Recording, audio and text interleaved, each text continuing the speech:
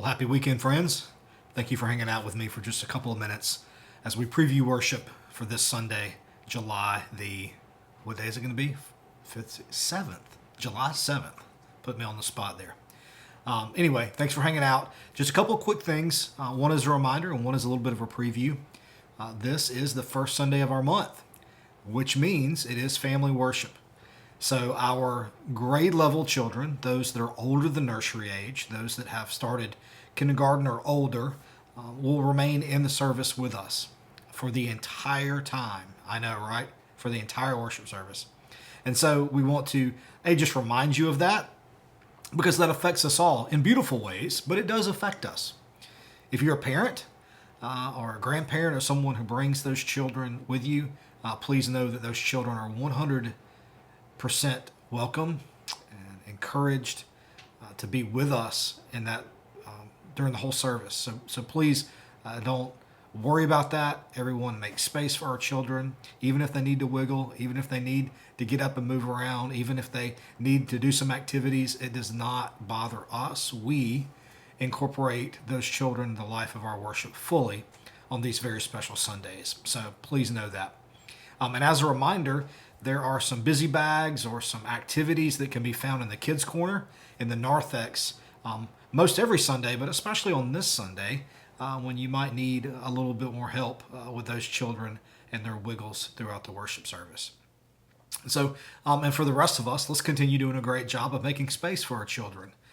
It is a gift to have them, and we're going to make space for them, and we're going to accept them even with their wiggles and even with their beautiful voices that we may hear from time to time. They are fully welcomed here. All right.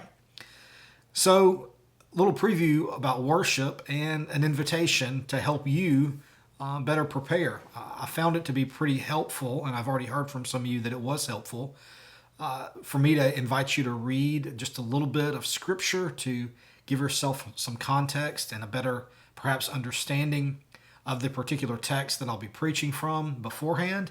We did that last week with the episode of the book of Daniel, and many of you read from the book of Daniel before you arrived Sunday, and I believe that really helped you grasp the story, and it helped me as the communicator not have to backtrack and lay quite as much contextual foundation, but we could kind of dive in a little bit quicker.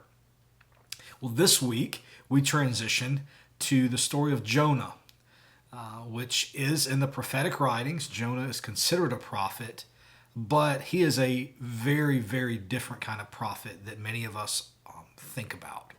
So before you come, some of you prefer to read, and I strongly encourage that. Read the book of Jonah. It's only 4 chapters. There's a lot that goes on in it, and so it will keep your attention. There's not a lot of downtime within it. The story moves pretty quickly, and so I'd invite you to do that. If you are a visual learner, or if you just want to have another layer of your learning, I want to invite you to visit a certain website that's free, and they would not be upset that I'm sharing this website with you because that's what it's there for. It's BibleProject.com/explore/video/Jonah, Jonah. And there's about a 9-minute video there that kind of gives you a synopsis about the book of Jonah, and it does it in a neat way with some illustration. And so I would encourage you to do that because that will give you a broad text of the entire movement of the book.